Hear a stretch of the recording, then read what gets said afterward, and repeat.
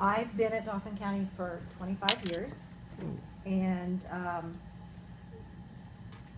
we just talked about where the evolution of it came at our school. It was probably about 10 years ago.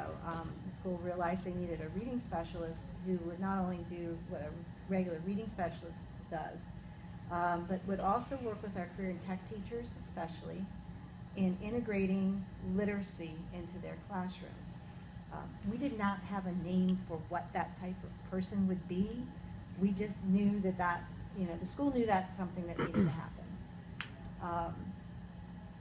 It started, we had a reading program going, we had this person working with career and tech teachers directly, and next thing I knew, I was the head of the math department, and they started to ask me to do the same thing.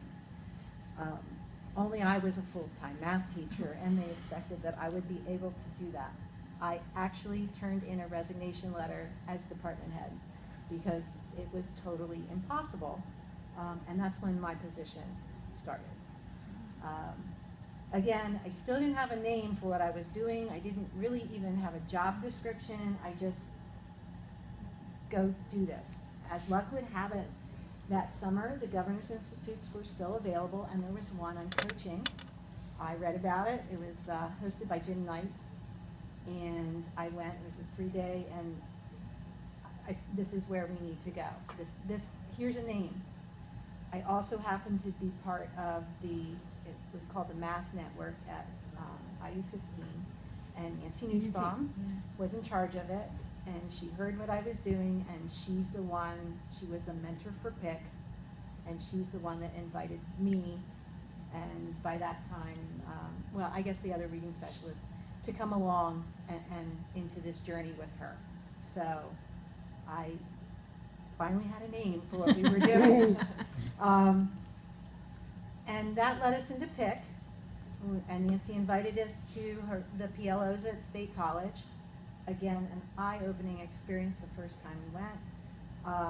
Invited us to take the PLN course, which, if you're not aware, is through Penn University and Literacy.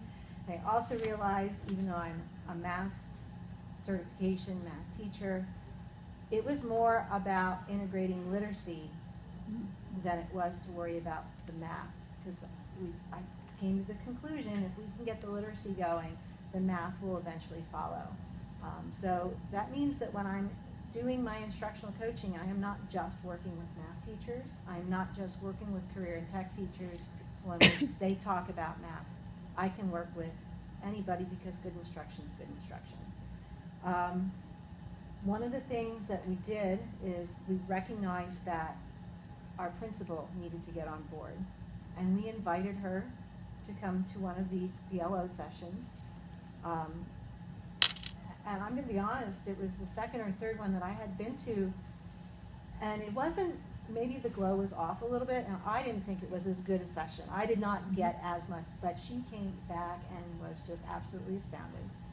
And Peggy Grimm went to the PLN training with us. Again, just absolutely phenomenal. That's what got our administration on board, and that's what started to change some things happening in our school. We started to see professional development that we started to provide. We started to see our faculty meetings turn into professional development. And so, because she was modeling it, it got more teachers involved.